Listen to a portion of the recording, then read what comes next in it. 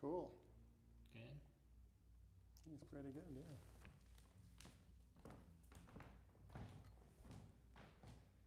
Is the camera down here? It's like on the top of the, when it's... on top. Okay. Welcome. And welcome to you guys. So nice to be here together. Welcome especially to you. We're here pretty much every Wednesday. If it's a big holiday, maybe not. But you, yeah.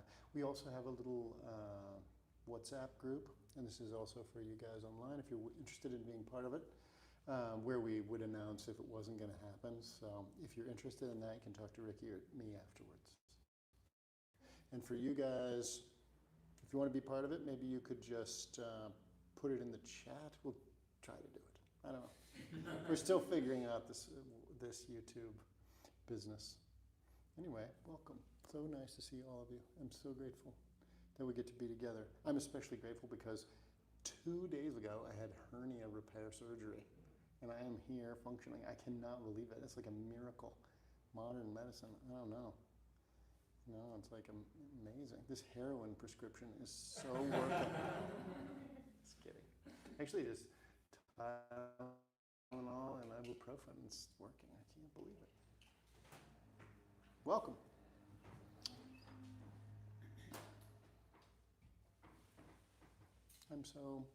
I feel extra grateful because just a couple days ago I was under the knife and I'm feeling better. Someone right behind you. Welcome.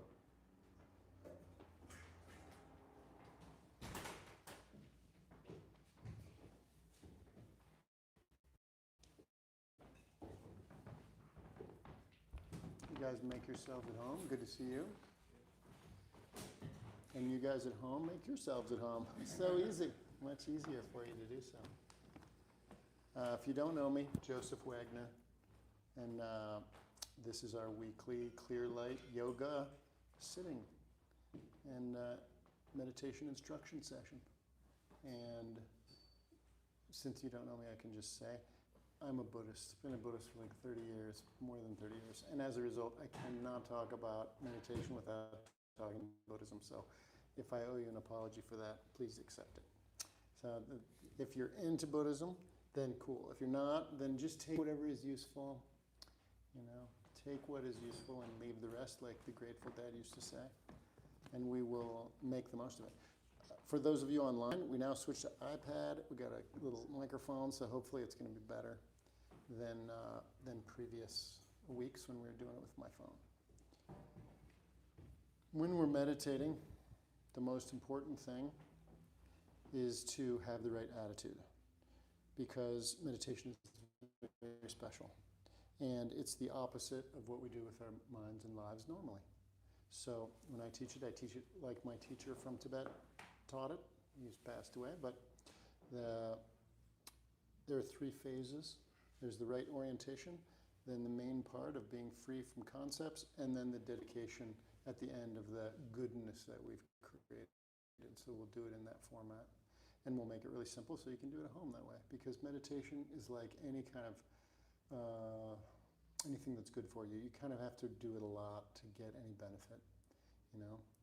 You can go skiing one day, and if you're lucky and you don't get hurt, you can have a great time, and that's enough. But if you do yoga, usually one time makes you more stiff. So, you know, you have to do it regularly. So that's about meditation. When you're going to meditate, you want to sit straight. But it doesn't mean ramrod straight. It just means your nose is over your navel, your ears are over your shoulders, over your hips. So just orient that way. You can just put your hands on your knees. I like this position. In Tibet, they call this posture the posture of resting in ease. I like ease. Hope you like ease. So let's just be at ease together, like this, just for a second.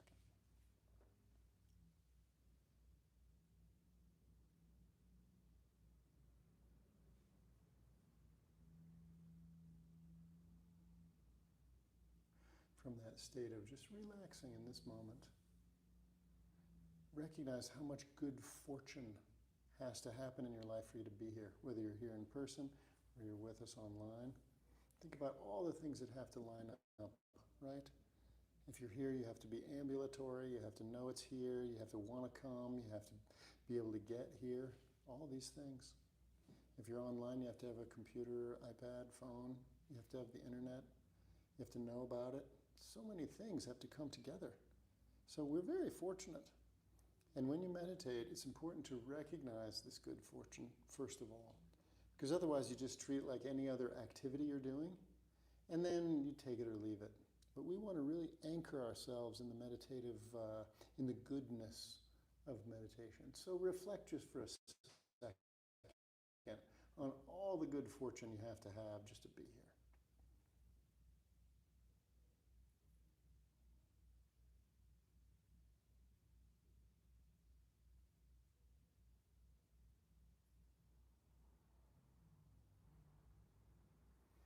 Lydia and I were recently in India, just 2 weeks ago, and we were in a little tiny town called Tiruvannamalai in the south of India, which is where this famous saint, Indian saint called Ramana Maharishi lived for many years.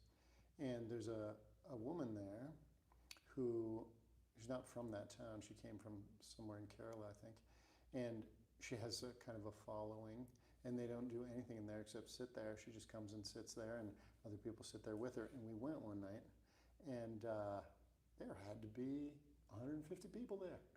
Every Westerner we'd seen in the entire town was in that room. It was interesting. While I was sitting there, just kind of basking in her presence, and everybody kind of meditating. It was very nice, super quiet. Nobody said anything for like an hour. It was cool. I had this sense of like, wow, think of all the good fortune that has to come together for all these Westerners to be in this room in India. You know, we have to be on airplanes, we have to fly there, we have to know about it, we have to be ambulatory enough, and nobody can be so sick that they, because India, it's easy to get sick.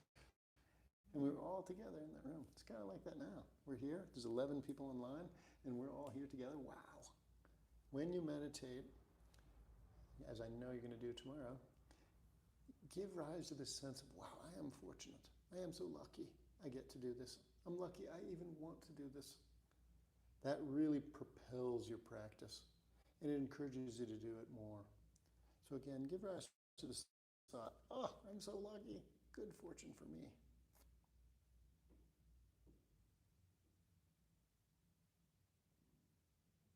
And right in the middle of this feeling of like, wow, I'm lucky to be able to do this, think, I am going to do this for the good of all beings.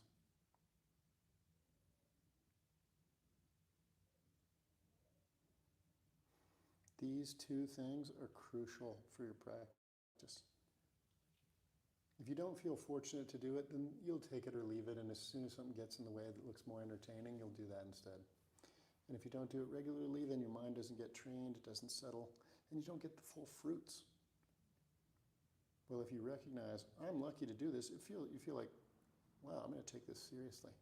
And in the middle of that, if you think, I'm going to do this for the good of everyone, all of a sudden it becomes something totally different. It becomes incredibly noble. We almost never do anything for anybody but ourselves. Not a put down, but it's just the way things are, right? Lydia and I went to look at campers. We were out in Golden, and we drove by this camper place. We're like, let's check out some campers. So we drove by there. I've never been to one of those places before. I did not go there for Ian. Sorry. I went there just for us, right? We always are doing stuff for ourselves. When you meditate, you want to have this vast attitude. I am going to experience peace. I am going to experience being present. I'm going to experience my own awareness. Not just for myself, but for everybody. Those I know and those I don't know. Those I know I love and those I don't love. Everybody, all beings. Because that's what everybody wants, right? Peace. They want to be present. They want to be jolly. And we're going to do that tonight, and we're going to do it for everyone. Amazing.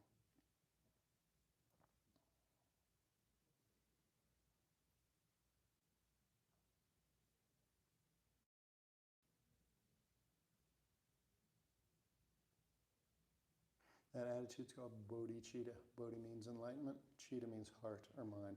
The very heart of enlightenment. is to think, not just for me, but for everyone.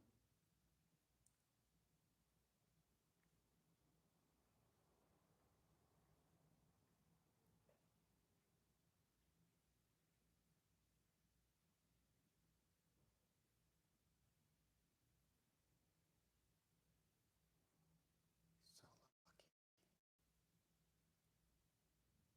If all you do for the rest of your life in your spiritual practice is sit down and think, I'm lucky I get to do this, I'm going to do it for everyone, and you just sit there quietly for 1 minute, you will still make progress. It's enough just that. Hi.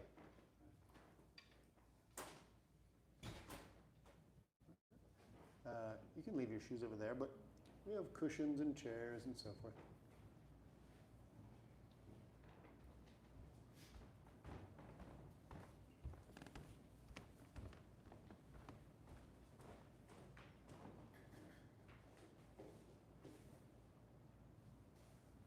Now, all of you guys are regular meditators. Have you meditated before? Good. Makes it easy. I'm assuming people online also know about this. Main thing is to be right here, right now. That's the starting point. We're usually caught up thinking about the past, worrying about the future, making plans, and in this moment, analyzing what's going on. When we meditate, we're just going to let go of those things. That's the primary thing. Meditation is a little different from concentration, which is focusing on one thing and excluding everything else. In this case, we're going to allow our bodies to be still, our breath to be still, and our minds to be vast. And when we do that, especially when we do it all together, then we kind of link up in a sense, not to be too new agey, but there's a certain field created, and in that field you can be more and more relaxed. Some part of you that's always got its defense up realizes, oh, I'm safe, and then that part can relax, and when that happens, you become very vast. And in the middle of that vastness, a great sense of peace.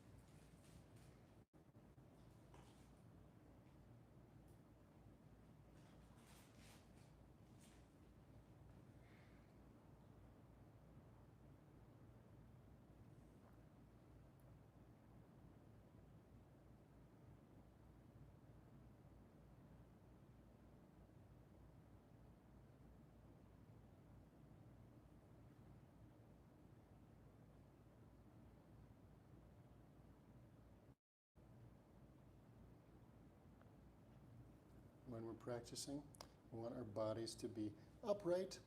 Doesn't have to be ramrod straight, just upright. Not leaning, not twisted, just in a comfortable way. And in a way that doesn't have to move much. It's not that you're holding yourself still. It's just like when I set this bell down, it doesn't go anywhere. When I set myself down, I don't need to go anywhere.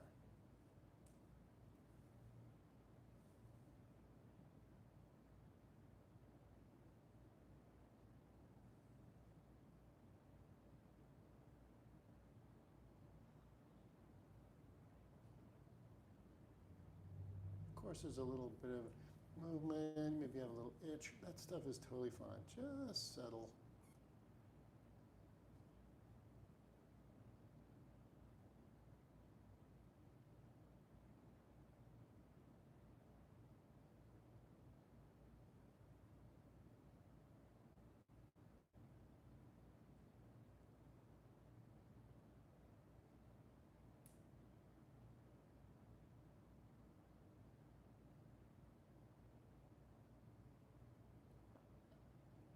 Doing this, we say the body is like a mountain. Mountains don't move around, right? You look at a picture from 1854 of the Matterhorn in Switzerland, it looks just like a picture of the Matterhorn now.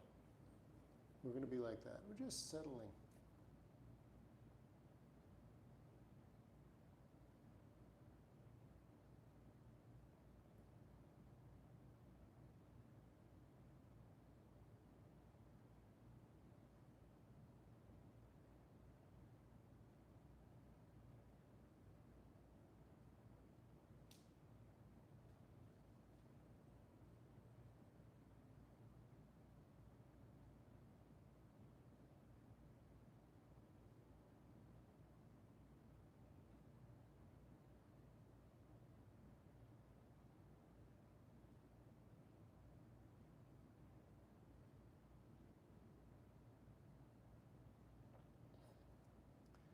everybody here knows this, but I say it for you online.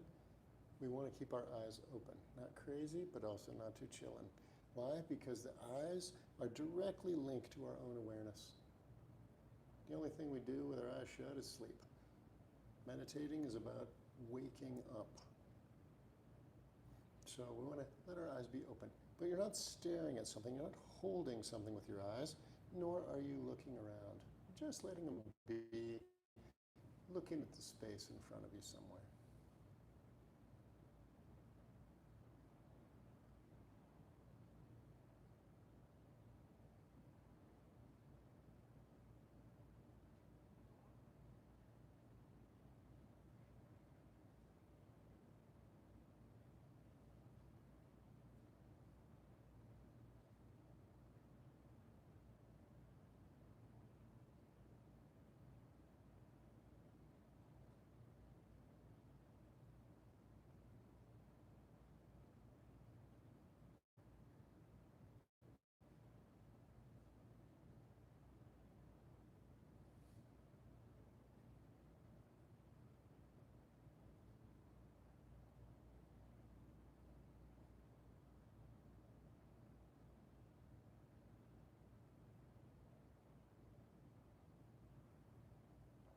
You do this, and you get comfortable with it, your body becomes very transparent.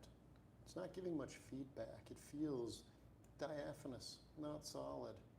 And that allows you to be even more relaxed.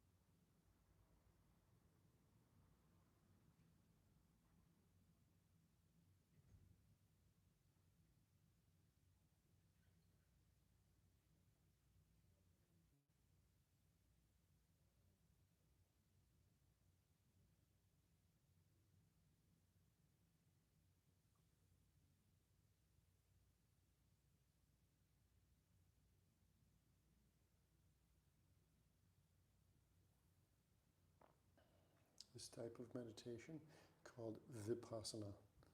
Vipassana means to see within.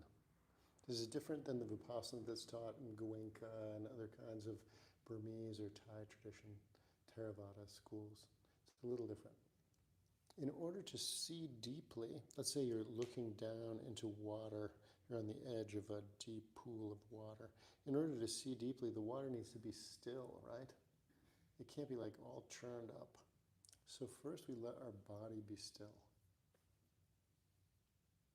And then within that container, we let our eyes be still.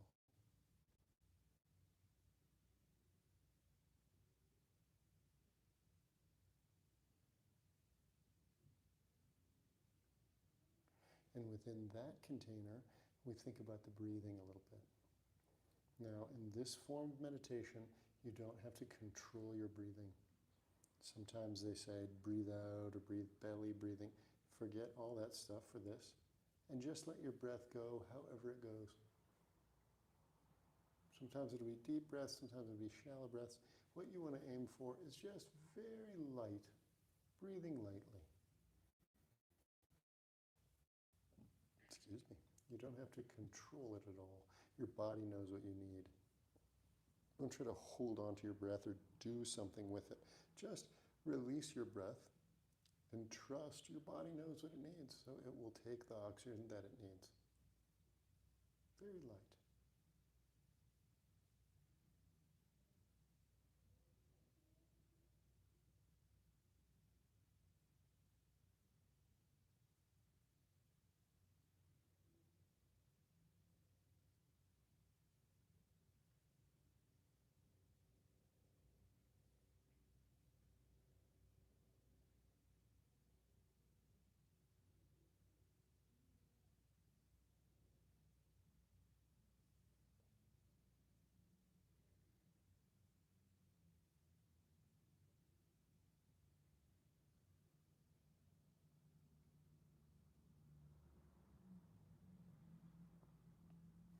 When the body is still and the eyes are still, then the channels that control our vital energy, they become very open, and the energy flows very normally, very relaxed.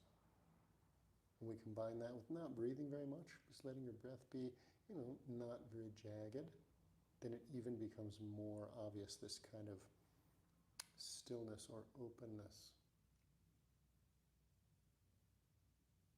It becomes easier to see deeply into who we actually are. Just like when you're looking into a pool, deep pool of water, if there's not a lot of stuff floating in the water, and the water itself is still, you can see very deeply. Lydia took me to a place in the Upper Peninsula of Michigan where they have this, it's like a spring, a natural spring. It's big, it's probably a quarter-mile long or something, about that wide. And they have this boat that you get on, and then they let the kids turn this wheel, and it kind of pulls the boat along on this wire across this little lake. In the middle of the boat, there's nothing there. It's just an open thing. You can see down. It must be 60 feet deep. And you can see it like it's on TV. It's like perfectly clear. You see these huge fish down there swimming real slow and stuff because it's freezing. It's like that same kind of idea. We create an outer environment by choosing a place and time that is not very disturbing for meditation. Then we correspond our inner environment with that by having the body be like a mountain.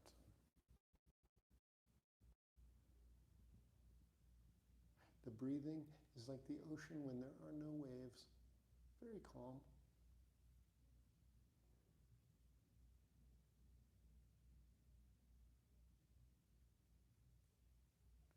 And this has the automatic effect that your mind becomes like the sky, very vast.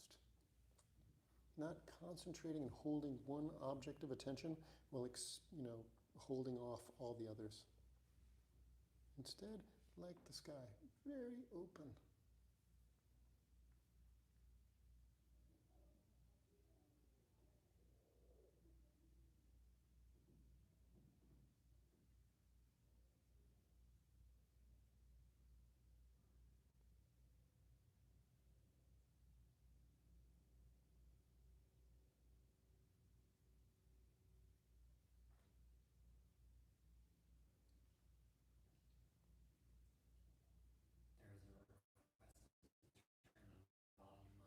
Okay. Is there just like a on the side? Probably. Oh, here we go. Here we go. We got this. I turned it up. If you, Ricky's managing the comments, so if efficient, just say something. Check it out. 2 days from hernia surgery. Can you believe it? Bless that doctor. Like a miracle. I really feel like, wow, modern medicine. Incroyable.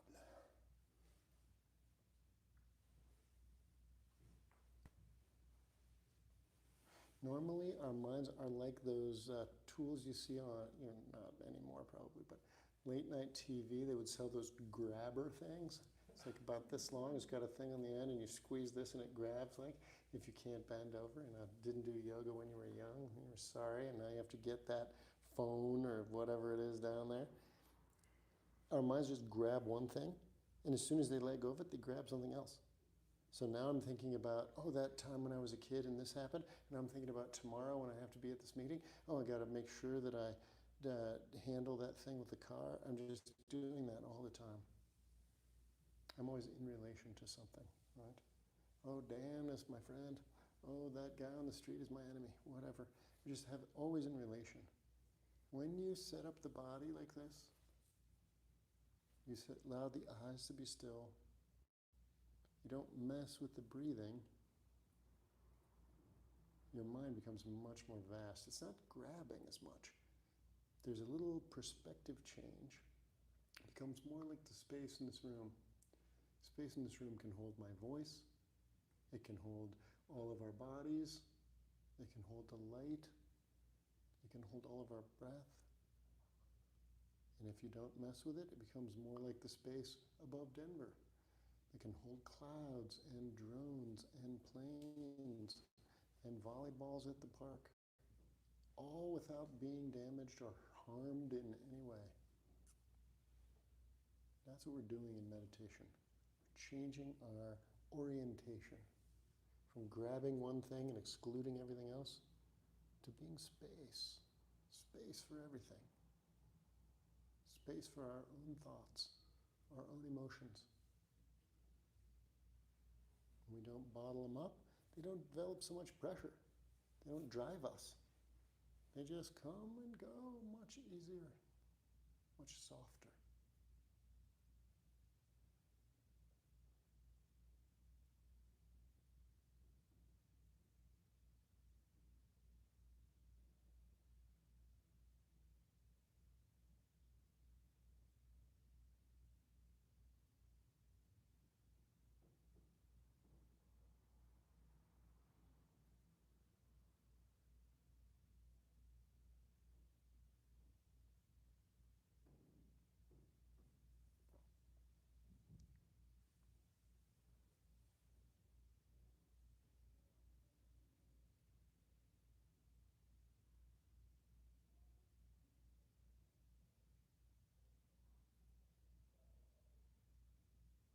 You hear the people next door, they're laughing and talking. It can be space for that.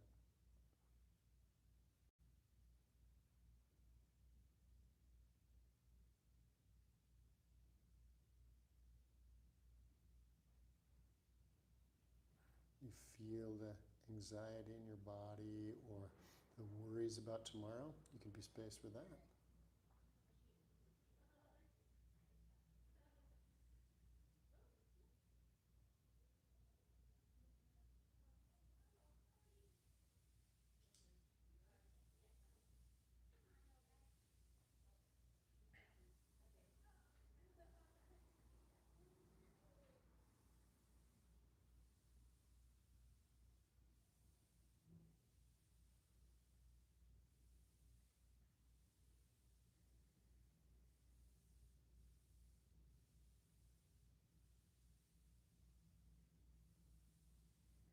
Simultaneously, as you become more still, not through holding yourself still like a statue, but by relaxing more and more, there develops more and more clarity. So you see with such clarity, you see very deeply. And where do you see? You see into yourself. You see into this spaciousness that's behind all of your mental activities, all of your thoughts, emotions, plans, memories, hopes, fears, all this stuff. There's part of you that is totally unaffected by that, completely space for that.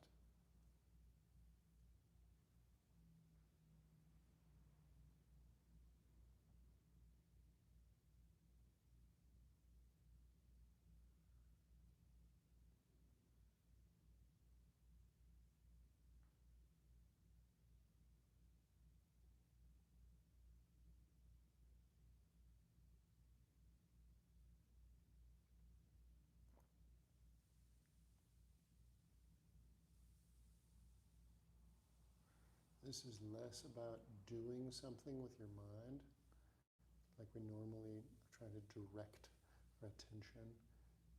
It's more about tuning in to an aspect of ourselves which is much more subtle than our thoughts and emotions.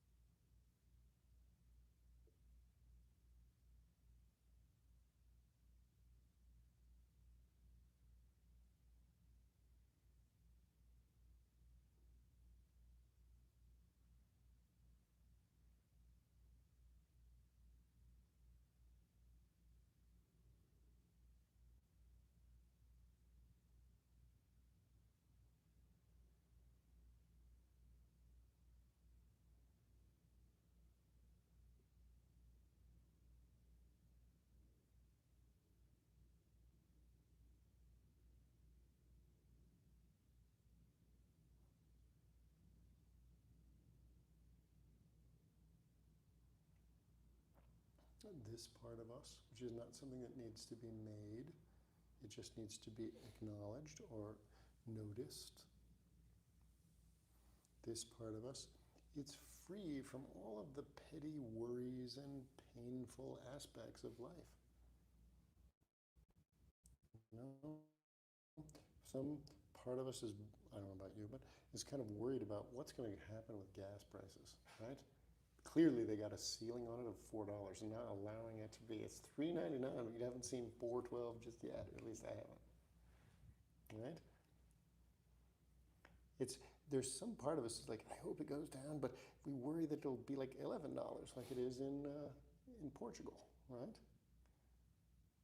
There's some aspect of us kind of wandering into the future and hoping something will go one way and worrying it will go the other way, and it's kind of stressful. But this other part of us that we can tune into when we meditate, that is free of that worry. It knows it, but it isn't caught up in it. Is there something? Someone asked if you can move the mic close. Okay, okay. Yeah, I wonder if it's a directional mic. I don't know. If it is, then it needs to be pointing more. Is this the thing? Yeah, it is, but other people are saying it's fine, but No, yeah. for the deafies. Let's see. Didn't like that. Let's try this. Nope. How about that? I'm doing my best.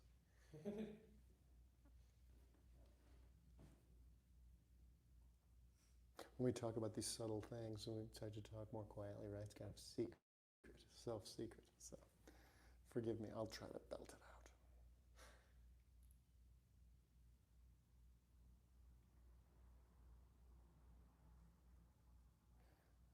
Body, mountain. Speech or breathing, like the ocean when there are no waves. Mind, like the sky. Open, not collapsing around something. Not thinking of one thing and excluding other things. That's how we spend all our days. And most of the things we think of, painful. Can't help it, right? The world's very stressful.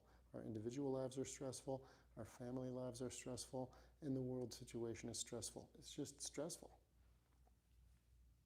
But this other part of us, this other aspect, I should say, this other perspective, is much more open. It's not dominated by the circumstances of our lives, whether they're outer circumstances like gas prices or inner circumstances like thoughts and emotions or physical or mental pain. It's really worth acknowledging this part of ourselves.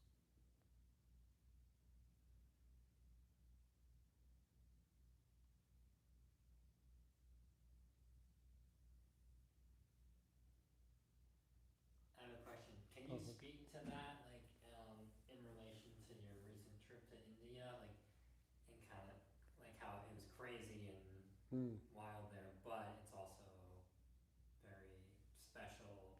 How India's special? Yeah. Or just how, yeah. Maybe like the, Yeah. what's the word? Maybe the contrast we could talk a little bit about. Yeah.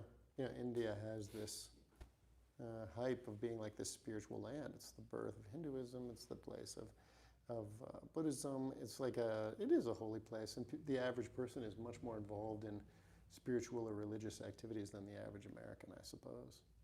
There's a lot of devotion there and kind of like religious stuff going on. In fact, very interestingly, we went to Bodh Gaya, which is where the Buddha attained enlightenment, under that tree. And they had these big posters up, like almost like billboards, celebrating some important day. Maybe it's like the day that one particular school says this is when the Buddha attained enlightenment. And the statement on the thing really struck me. It said something like, "Come and celebrate the most profound moment in human history." I was like, wow, just to have that on a billboard in a town, a fairly important town, kind of amazing. But India is insane. If you've ever been there, or been, Nepal is similar, but kind of like India light, it's crazy. It's like chaotic in a way that's very deep.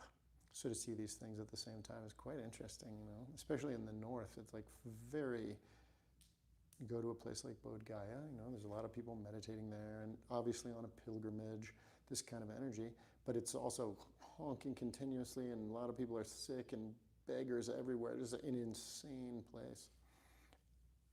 I don't know how, that's just India. It's like a big, messy, crazy place. But I was struck by the fact that, and this probably was helped by the fact that I was sick almost the entire time I was there. But I felt pretty at peace about it. I didn't get as overwhelmed as I've been in other trips to that part of the world. I felt that, I have been meditating and I could feel some of that spaciousness in spite of the craziness, absolute insanity of almost every moment in India. India is similar, if you've not been there. If you eat Indian food, India and Indian food very similar, extremely rich. A little goes a long way. I love Indian food, but you can't eat Indian, especially North Indian food every day, right? You just can't do it. It's too much. India is kind of like that too. Like it's just one step outside your hotel room, you're like, that sweat is rolling down your oh my God, like you kind of overwhelmed. But I did find that there was some peace in the middle of that. It was interesting. I don't know if I brought that peace or if it was just because of the people we were with or the fact that some of it is quite holy in a sense. Ian knows what I'm talking about because the place is nuts.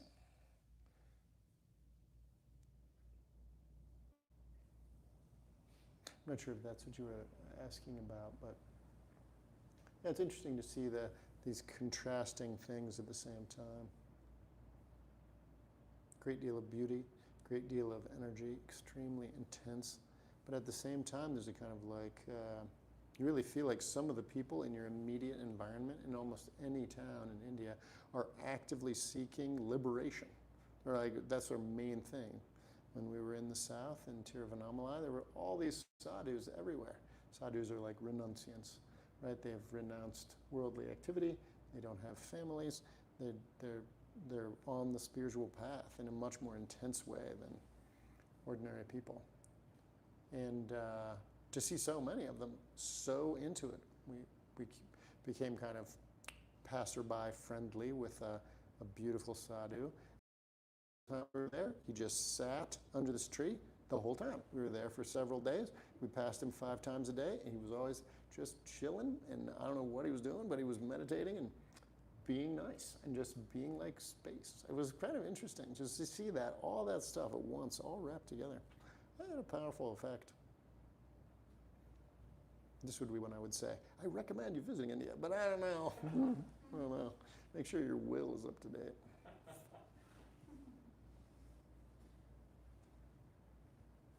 It's not that India hates us as visitors, it loves us too hard. It like loves us so hard, like your aunt who squeezes you too tightly. You break your arm, your uncle's who's a sumo wrestler, like that kind of love. It's like a little intense. But the great thing about meditation is once you become familiar with this spaciousness, you can bring it anywhere because it's part of you. It's this aspect that is behind the mind. The mind is just thoughts, just made out of thoughts. Sometimes the thoughts are good, sometimes the thoughts are bad, sometimes they're like peaceful, nice, brook-like flowing thoughts, and sometimes they're chaotic, terrible thoughts, nightmarish. Sometimes they feel like they're under your control, and a lot of times not. Sometimes they're mixed with bodily sensations, that's what we call emotions, right? Sometimes they're not, they're just loose. But whatever the case is, so long as we're continually involved in that, the only thing you can do is try to have more good thoughts and try to limit your bad thoughts. That's very hard to do when it's changing all the time. But if we make a graphic picture of it, it's like the mind is here, it's over here, and all these thoughts and emotions, and we just got used to living inside that. And we thought that's the whole world. But actually, there's a whole aspect that's behind the mind, or if you like better, before the mind. It's not involved, it's the space or the awareness that is the fundamental nature of those thoughts and stuff, but it's not those thoughts. And when you become calm in your body, in your eyes, in your speech, and you give yourself permission to let go, to experience this spaciousness even a little bit, then you're less controlled by these thoughts. Of course, you're going to still have thoughts. Your mind is making them all the time, but they become a lot less sticky. And when they're less sticky, they don't drive you as hard. This is like the point of meditation, the outer point, I suppose. Inner point is to gain knowledge of who you actually are. But until you have this spaciousness, that's far away. Right? So we just train in being open.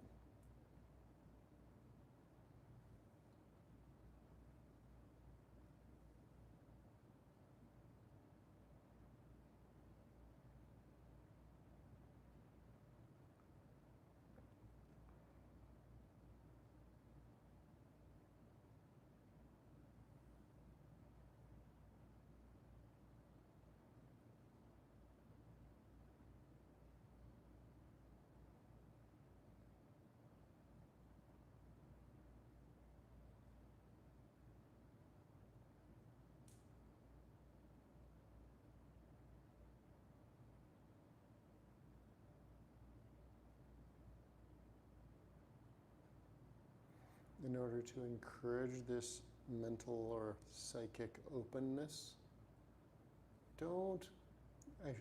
give yourself permission not to worry about the past. The past is everything from 1 second ago to the last thing you can remember in your earliest part of your life. Those thoughts are important. Sometimes we have to think about the past, but when you're meditating, you have to have a little discussion with yourself and say, for the next little bit, I'm not going to be pushed around by those thoughts of the past. I'm not going to contemplate the coulda, woulda, shoulda of earlier days. And in the same way, the future, which is really just made out of hope and fear. We hope it'll go our way, but we fear it won't. We're kind of attempting to anticipate what's coming. We have to give ourselves permission not to do that. And that brings us to the present. Present is better, right? At least we have some volition in the present. But the present, still we are in the present, right? In relationship to our friends, to the floor, to the yoga studio, to our bodies. We're always there, right? When we allow ourselves to be extremely calm, but totally awake, not doing anything with our minds, but not drifting off in some sort of fog, you can catch, it's almost like catching, a moment right before the present arises. And in that moment, or in that spaciousness, there's tremendous possibility, potential. And that potential feels very good. It's kind of similar to when you were a kid and you woke up on a Tuesday morning in summer and you realize all of a sudden it's summer break. I don't have to go to school. And there was a sense of like, what am I going to do today? Am I going to ride my bike? Am I going to go to the pool? What's going to happen? This kind of possibility. This moment right before we arise in relationship to our surroundings in the present, that potential is there, and that feels extremely good. That's kind of the payoff for this type of meditation.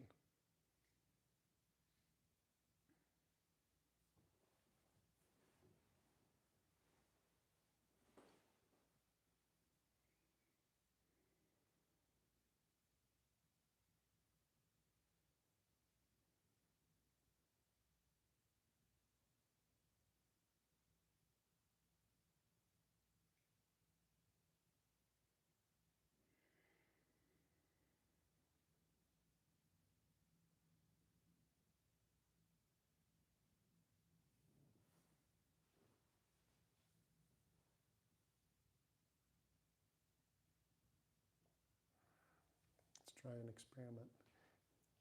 I'm going to ask you to close your eyes in a moment, and I'm going to ring this bell.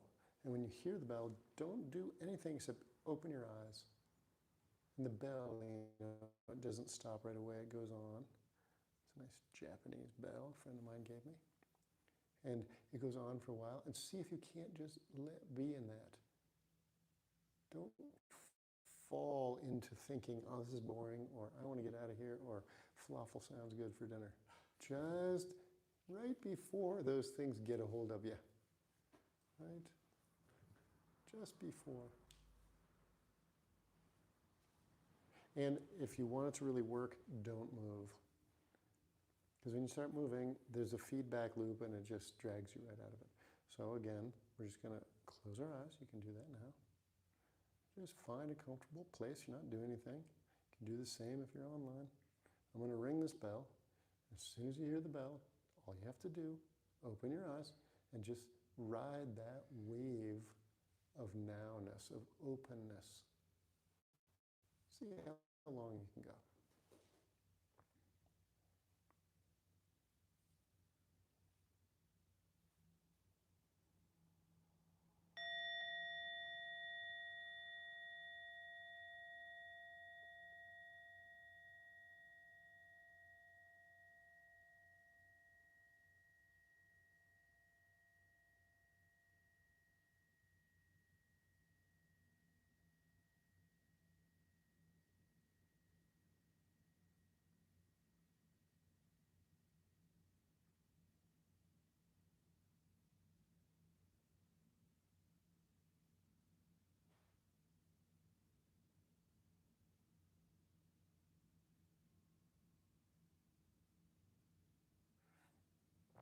The combination of the shock of the sound and the eyes opening can kind of pull you out of your stream of continual thoughts and leave this state of total pristine purity.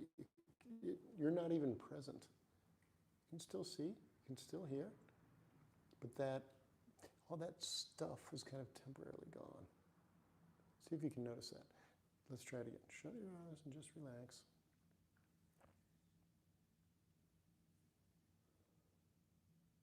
When you hear the bell, just open your eyes.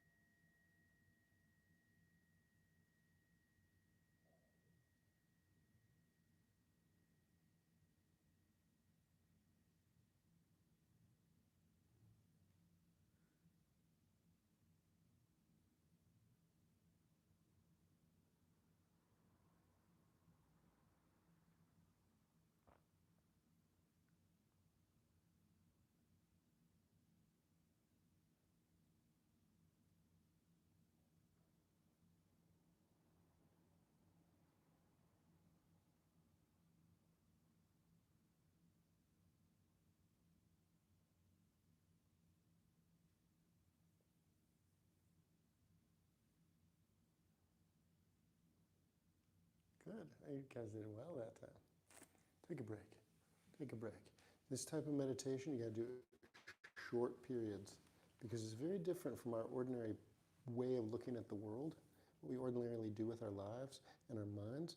And so you want to do it very gently, but only for a little bit. And then again, because you want to catch that kind of purity, like peace, peace, or some other kind of thing. You're trying to maintain something. This is like before any maintenance.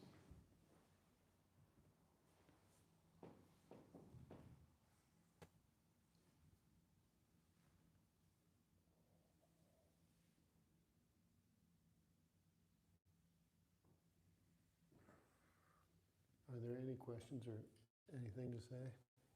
Actually, someone had a question Good. online. Thank goodness. How can this type of open vipassana be distinguished from shamatha without support, Oof. especially from a practice perspective? It's a good question. It's a question that is difficult to answer with words, but you can know it. This kind of unobstructed openness is not holding. In shamatha, without support, there's a kind of holding, almost a kind of pressing against anything occurring. It's kind of like keeping your thumb on the end of a hose a little bit. And this is not like that. This is completely without a meditator. That's what I'd have to say. But you have to discover this in your own practice because the distinguishing, although when you know it, it becomes very obvious. When you're first thinking about this, you're like, wait a minute, maybe I'm just doing shamatha without support. In fact, shamatha without support will lead directly into this, but it takes a little while. It's a good question. You could talk about this forever, but since it's like a specific practice question, maybe we'll return to it. But that's good question. If you're even wondering about this, and I congratulate you, that's excellent, right? No need to make, for you, whoever's asking this, no need to make too much of a distinction. You can only do this kind of practice as much as you can do it. We have a tendency in our thing to think, I can do it better if I have some sort of mental distinguishing going on here like they do in Mahamudra. Not necessary. And you can't meditate any better than you can. The whole of the practice is like this. The problem is we catch it midway. We let go, but we don't actually let go. We're still kind of trying to hold the state of openness. And that's shamatha without support. So keep going. There's only 3 words you need to know on the spiritual path. Does anyone know what they are? What? Don't give up. That's it. Right? Because the state of Rigpa, if you want to call it that, or Trekcho, whatever, or the Essence Mahamudra, it depends on what school you're coming from, and shamatha, they're mixed. We can't help it. We're holding. We're always holding. And you can't get out of that mixture except by practicing more. You cannot do something with your mind to make a distinguishing thing. That's important to know. You have to work through that. And you do it by practicing and letting go on a deeper and deeper level. And at some point, you're like, oh my gosh, all my previous sitting was all holding. I didn't know it. A lot of people in Zen have this experience. That's going to be very disturbing. Just take it easy, moment by moment. Also, now I said I have nothing to say about it, but I'm saying a lot. Sorry. Also, shamatha without support is usually you're doing something, even if you don't notice you're doing it, and it lasts. It has some continuity. That's why you keep these sessions super short.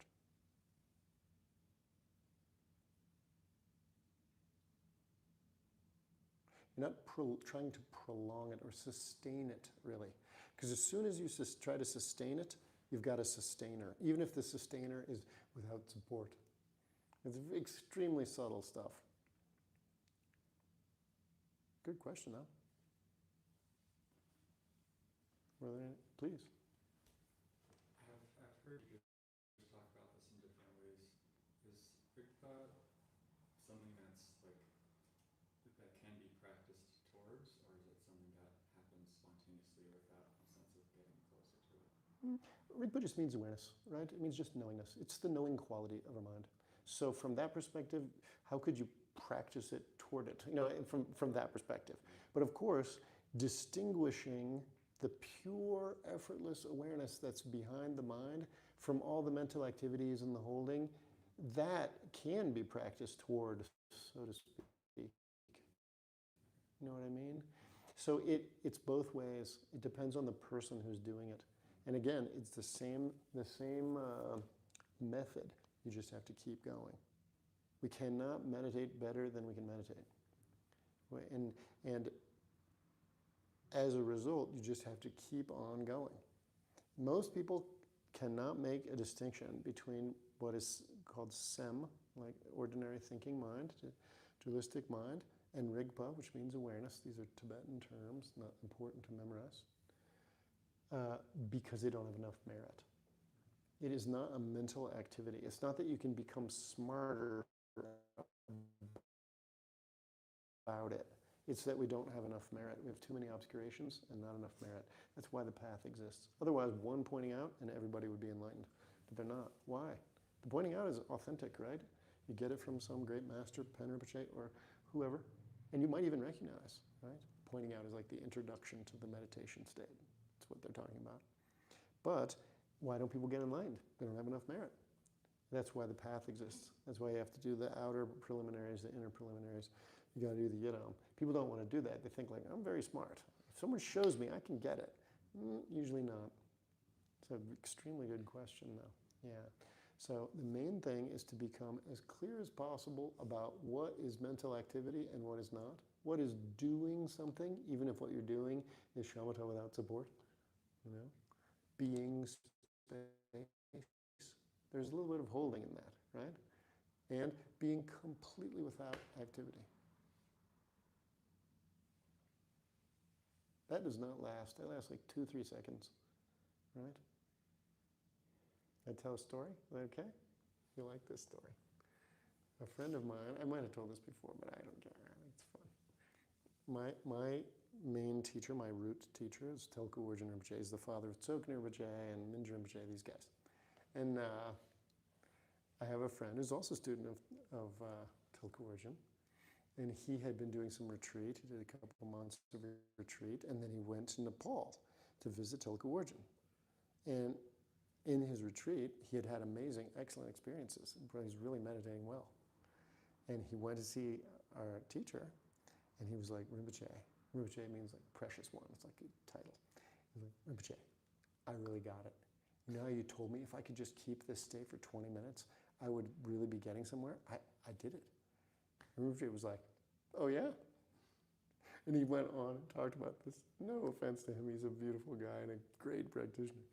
And Rinpoche was like, the more he said, the more Rinpoche looked like he was going to start laughing. And finally he was like, you are hilarious. I love that you think you were doing this. He's like, the real state lasts like that long. Don't fabricate it. And I'm not saying this guy was, I don't know. He's more advanced than I am, so I can't say. But it is super easy to get your mind involved in trying to prolong something that is not subject to being prolonged or not. So it is, as you do it more, it becomes more and more subtle. It's more about keeping your mental hands off of the practice than it is about doing something to make it better or brighter or whatever. There are tons of techniques, but you know, gathering the accumulations of merit and wisdom and purifying obscurations are the only techniques that matter. There are enhancement practices, and sometimes those things can be very powerful if you're ripe, but in general, we just don't practice enough and we don't have enough merit. That's the real reason. And some people you meet and they receive these same teachings that all of us have gotten, and they go much further, much faster. Why? Tremendous merit. Tremendous merit that they bring to it. If you want your meditation to go better, be more generous. It works way better than trying to figure out, like, what am I doing wrong? Because all the mental activity is the opposite direction from where we're going. All the trying, so to speak, it's just extremely challenging to really let go. That's why those guys spend so many years in the caves. Good question.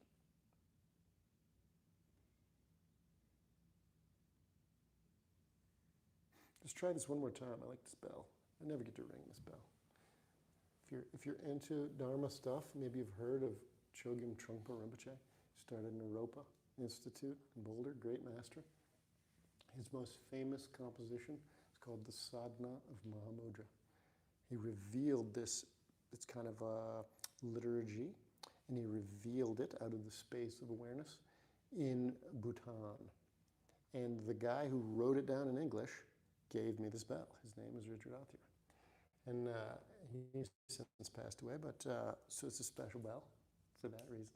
So we'll do this again. So just be present, sit in a way you don't have to move, breathe in a way you don't have to, you can't even tell you're breathing, very light, and close your eyes.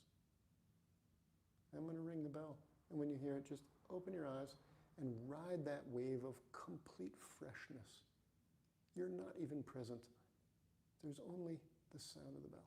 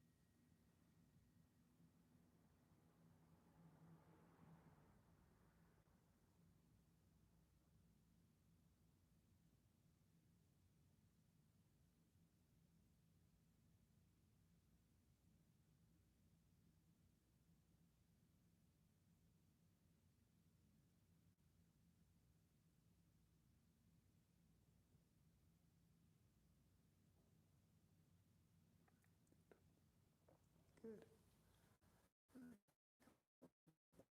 4 minutes. Are there any more online questions? Or does anyone here have any other things you'd like to share? Maybe as like a practical question. So, thoughts continue to arise, and by pushing them away, you're doing something. Sure.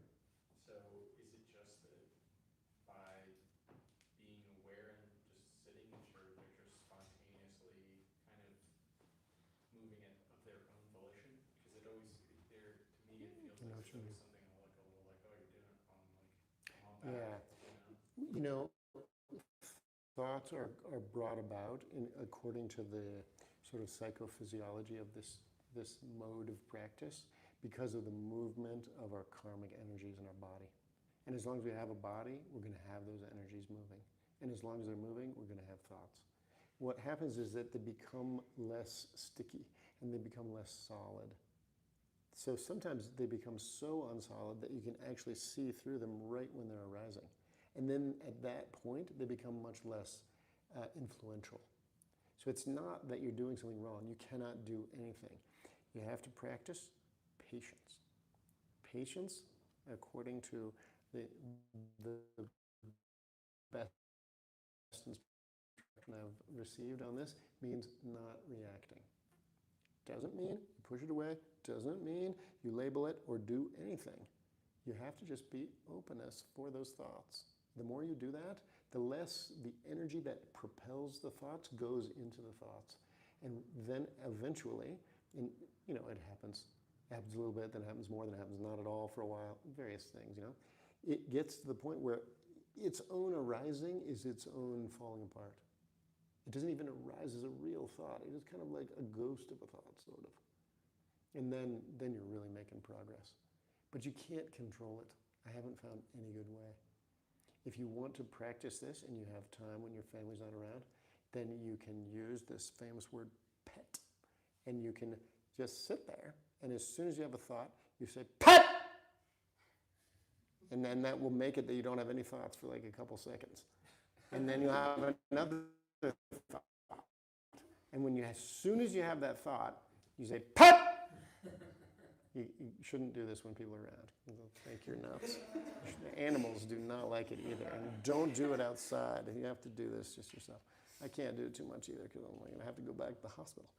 But if you do this for a while, you do this for 10 minutes or something, you really shoot down some thoughts with pet, you'll get some periods where you don't have any thoughts. And then you can see what that's like. But really, having thoughts or not having thoughts doesn't really matter. It's all about how we relate to the thoughts. We just are always like relating to them. Oh, I love you. Oh, I don't like you. Or whatever, right? Or, oh, soon I will have no thoughts. This will be great. You know? It takes a long time before those energies reverse and you don't give rise to thoughts. And even then, you know, it's not good if you can't think, right? When someone's like, hey, can you help me get a Cherry Creek? You're like, that's not good either, right? And sometimes we need that. So. I guess the kind of, the thing going in my mind around it is like, it's kind of the interplay between, I guess this is a kind of a, you know, as we're talking about as like a meditative kind of path, but then the kind of idea of insight into your own self, into things that are going on in your life. So there's this, you know, there's this feeling of like, well, thoughts are arising and passing away, your awareness. But then there's this other piece of me that's like, well, but there's also a lot of work to be done. You know, there's a lot of stuff. There's a lot of issues. There's a lot of, you know, things. Sure. And that if you're not careful, it can almost be this like spiritual bypassing. Yeah, I know what you mean. You're kind of putting on you're almost like pushing things away, or I don't think you need to worry about this. Some people might, but you have to be pretty unaware. You have to be pretty sort of inauthentic to really fall for this kind of thing where you're like, I'm beyond all that. I mean, you can tell someone like that immediately. They completely give off the phony vibe, right? And you don't have to worry about that. So let them worry about it. You will work through what you have to work through, in other words. You know, if we have big issues, that's why we have psychologists and therapists, right? Some people have a lot from their past. They got to work with that stuff. And that's totally good, you know. Other people don't have so much, so they don't have to. But you don't need to worry about this. So, just to put a fine point on it, but the solution to the kind of daily strife of of living in the world, samsaric existence, is through that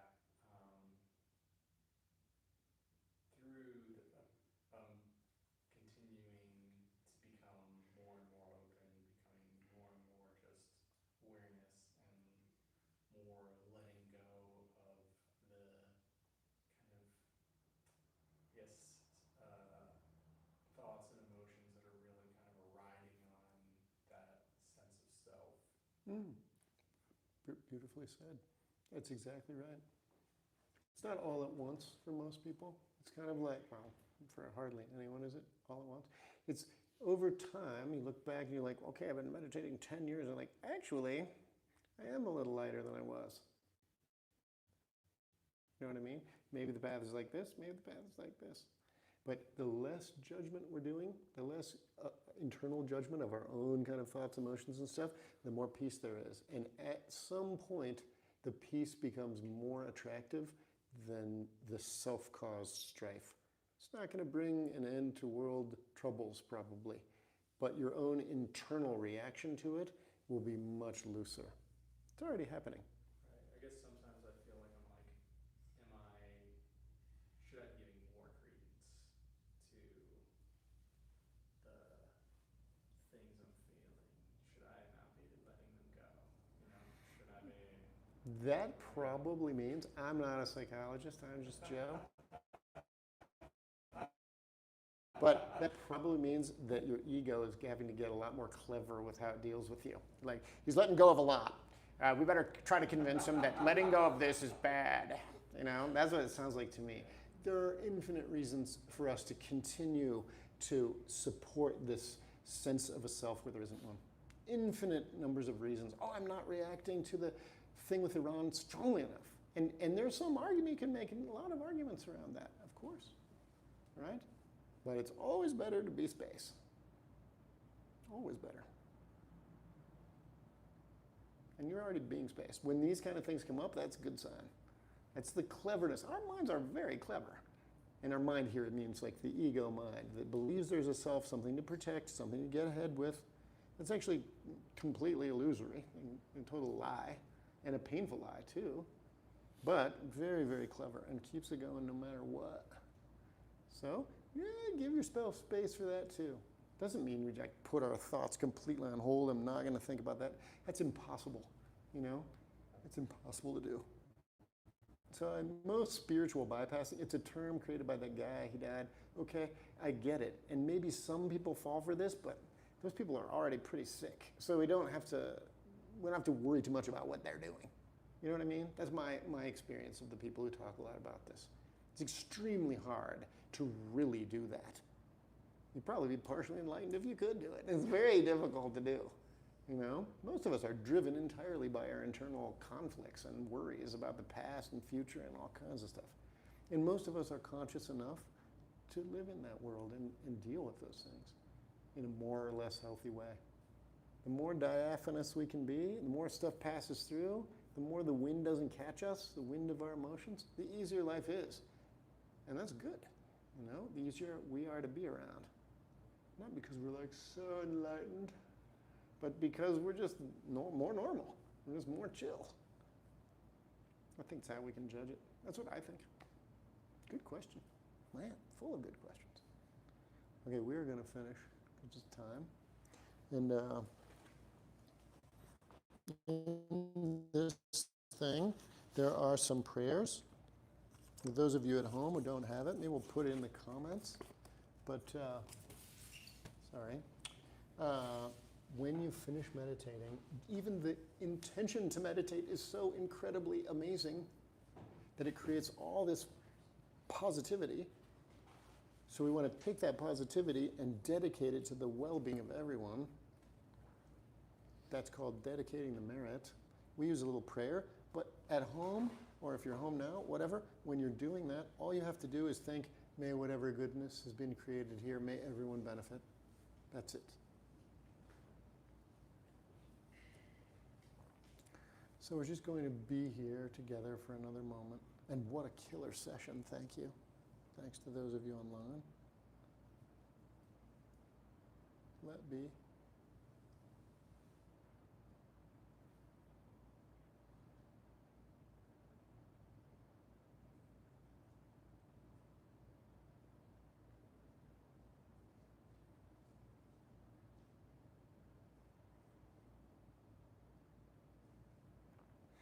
Okay.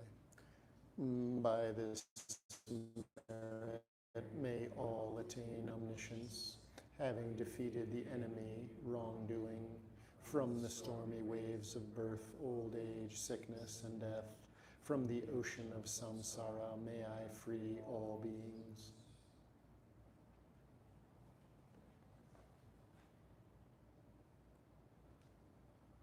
Thank you.